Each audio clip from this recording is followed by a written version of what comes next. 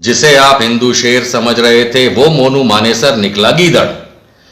4 अगस्त को मैंने मोनू मानेसर के खिलाफ एनएसए यानी कि रासुका लगाने की अर्जी राजस्थान के मुख्यमंत्री को प्रेषित की। इसके बाद सोशल मीडिया से मोनू मानेसर को जब यह जानकारी मिली तब से वो किसी चूहे के बिल में छुप गया है। आइए देखिए उसके साथ बातचीत के कुछ अंश। की लड़ाई है, कोई अकेले मोनू मानेसर की लड़ाई नहीं है। और लड़ाई हम चाहते ही नहीं, हम तो बहुत शांति प्रिय समाज से हैं। सनातन धर्म कभी भी लड़ाई नहीं सिखाता। सिर्फ और सिर्फ हमारे एक ही काम है, गौ हत्या ना हो, किसी भी धर्मांतरण ना हो। पहली बात तो यह कि सनातन धर्म कौन है ये तो आपको पता ही नहीं है। अगर आपने सुप्रीम कोर्ट और साथ साथ नरेंद्र मोदी को सुन लिया होता तो कभी हिंदू धर्म सनातन धर्म की आप बात नहीं करते। दूसरी बात आप ये समझ लीजिए कि गौ माता को बचाने के लिए आपको ठेका किसने दिया? ये सरकारों का काम है। चलिए आप जानकारी देते होंगे वहां तक ठीक है, लेकिन उसके नाम पे गुंडागर्दी ये तो कोई भी बर्दाश्त नहीं करेगा। मोनू मानेसर, चलिए मैं आपसे एक बात और पूछता हूं। अभी कल आपने ये कहा था कि आप सरेंडर करने वाले हैं, याद है? लेकिन अब आप जो है वो कहीं चूहे के बिल में घुस गए हैं, आप फरार हो गए हैं जब से आपको मालूम चला कि रासुका की कार्यवाही आप पे हो सकती है। अब आपने ऐसा क्यों किया? अंडरग्राउंड कहाँ है? हम तो पुलिस के पास चले जाएंगे जी। मेरा वकील जाने लग रहा है, सारा काम कर रहे हैं हम तो। एक पुलिस की जांच तो हो, पुलिस की जांच बिना कोई आरोपी कैसे हो सकता है? आप बताओ जी। क्या बात कर रहे हैं? आपको थोड़ा तो ज्ञान होना चाहिए। आपको कानून का ज्ञान नहीं है। आप कह रहे हैं कि पुलिस की जांच के बिना कोई आरोपी कैसे हो सकता है? अरे संविधान पढ़ा है क्या? क्रिमिनल प्रोसीजर कुछ पढ़ा भी है? आरोपी और गुनहगार में फर्क होता है। अगर एफआईआर में आपका नाम है कि मुसलमानों को मारा या दंगे भड़काए तो फिर आप आरोपी हुए। कोई भी आरोपी हो जाएगा जो नामजद होगा, लेकिन वो गुनहगार है या नहीं वो कोर्ट डिसाइड करेगा। दूसरी बात, Shri Monu Manesar ji, Lalita Kumari versus state of UP Supreme Court का 2013 का आदेश है कि जब कभी भी कॉग्निजेबल ऑफेंस बताया जाएगा तो पुलिस को एफआईआर करनी पड़ेगी। उसमें उनके पास जांच करने का कोई प्रावधान नहीं है। तो फिर आप ये बताइए, आप आरोपी हुए लेकिन आप बताएंगे नहीं क्योंकि आप तो डरपोक हैं, चूहे के बिल में घुसे हुए हैं। वो भी संविधान कानून तो बहुत दूर की बात, एबीसीडी का ख लिखना भी आपको नहीं आता। सही बात है ना?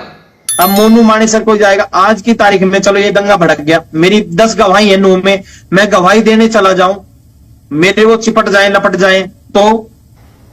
कोई लिपट जाए चिपट जाए इतनी फटती है तुम्हारी?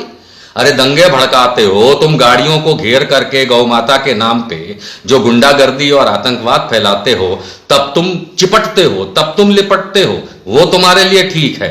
और अब तुम्हारी फट रही है पिछवाड़े से कि अगर तुम नूम जाओगे और कहीं और भी गवाही देने जाओगे तो कोई तुमसे चिपट जाएगा, फिपट जाएगा। इसका मतलब तुम फट्टू हो, तुम्हारी फटती है, तुम्हारी फटी हुई है और इसीलिए तुम चूहे के बिल में कहीं घुसे हुए हो। यानी तुम एक्चुअली देखा जाए तो तुम कोई बहुत बड़ा गुंडागर्दी का जो करते हो नाटक, ये लोगों के साथ मिल करके बदमाशी करते हो, डकैती डालते हो, आतंकवाद फैलाते हो, लेकिन अंदर से तुम एक नंबर के फट्टू हो। तभी तो तुम गवाही देने भी नहीं जाना चाहते, तुम कानून की मदद नहीं करना चाहते, तुम इन्वेस्टिगेशन की मदद नहीं करना चाहते। क्यों? क्योंकि तुम्हें डर है कोई चिपट लिपट जाएगा। और जब तुम ये करते थे, अब एक बात बताओ, पहले हम तुम्हें ये सुनते हैं, चलो बताओ फिर। डर नाम की कोई चीज नहीं है, लेकिन सिर्फ और सिर्फ एक ये है कि मोनू मानेसर के कुछ होता है तो हमारे भी तो साथी हैं। अरे भाई यही तो मैंने अभी तुमसे कहा कि तुम फिर धमकाने लगे कि तुम्हारे साथी हैं। अभी मैंने तुम्हें बोला ना कि लोगों के साथ मिल करके गैंग बना के, टेररिस्ट गैंग बना के जब तुम आतंकवाद फैलाते हो तब तो तुम शेर बनने निकलते हो, और जहां तुम्हारे खिलाफ कार्रवाई शुरू हुई वहां तुम चिपट जाओ, लिपट जाएंगे और डर के मारे तुम्हारी फटी पड़ी है। और तुम्हारे साथी हैं तो क्या कर लेंगे? नहीं कर क्या लेंगे? विकास दुबे याद है ना, उसके भी बहुत सारे साथी थे। अतीक अहमद याद है ना, उसके भी बहुत सारे साथी थे। जब उनका जय श्री राम हुआ ना तो उसके बाद कोई साथी नहीं साथ में आया, समझ गए? तो तुम्हारे साथी भी उतने ही फट्टू हैं, लिख के रख ले, कहीं पे लिख ले चूहे के बिल में जहां जगह हो तेरे पास, कि तेरे साथी भी कुछ नहीं कर पाएंगे, समझ गए? और वैसे तू धमका किसको रहा है? धमकी नहीं माना जाए, इसको प्यार माना जाए। अबे धमकी ने प्यार समझेंगे तो ऐसा प्यार तेरे साथ भी बहुत सारा होगा। तेरी ऐसी फर्स्ट नाइट मनाई जाएगी इतने प्यार से कि अभी तू देखते जा तेरा क्या क्या होगा। खैर ये बात भी सुनिए इसकी।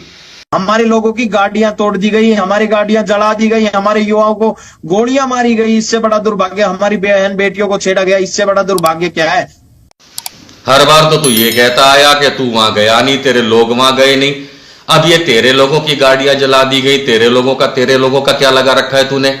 तू एक बात पे पहले क्लियर हो जा कि तू वहां गया, तूने आदमी भेजे या नहीं, और नहीं तो फिर ये भी इस बात का रोना गाना जो तू कर रहा है, जिसको हम हिंदी में कहते हैं विधवा विलाप और चालू भाषा में कहते हैं रंडी रोना, ये बंद कर। हर जगह तू कहता है मैं गया नहीं, और अब तू ये कह रहा है कि तेरे लोगों की गाड़ियां जला दी गई, तेरे लोगों की गाड़ियां तोड़ दी गई। तो तुम गुंडागर्दी करने जाओगे, तुम किसी की गांड में उंगली करोगे तो वो चुप तो बैठेगा नहीं, वो तुम्हारे चार चांटे मारेगा।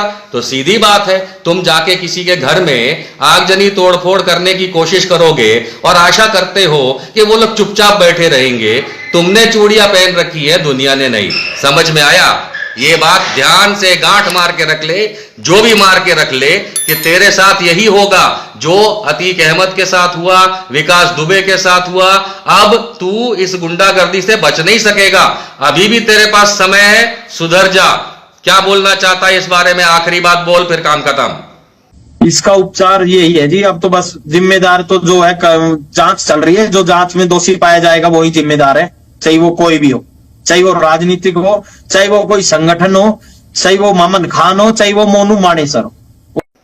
तो ये थे आपके फटेले मोनू मानेसर, जिनकी गांव फटी पड़ी है। क्योंकि सलमान खान का वो एक डायलॉग है ना, या गाना है, मैं करूं तो रासलीला, कोई और करे तो कैरेक्टर ढीला।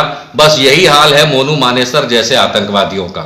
जब ये आतंक फैलाएं, जब ये लोगों को परेशान करें, मारें, काटे, जो भी करना है, तो उनको लगता है ये रासलीला है। और जब ये दूसरों के घर में जाकर के आगजनी तोड़फोड़ और बदमाशी और दंगे फैलाने की कोशिश और करें और उकसाएं, तो फिर इन्हें लगता है कि ना ना उन लोगों का कैरेक्टर ढीला। देख मोनू मानेसर, तू सरेंडर करने वाला था, भाग गया, अब फरार हो गया, क्योंकि तुझे पता है कि तेरे पे एनएसए की कार्रवाई होने वाली, बाकी कार्रवाई तो होंगी होंगी। कितने दिन तू चूहे के बिल में घुसा रहेगा? जितने भी चूहे के बिल हैं वहां एक एक सांप छोड़ा जाएगा और यूं तेरे को दबोचा जाएगा। बच के दिखा।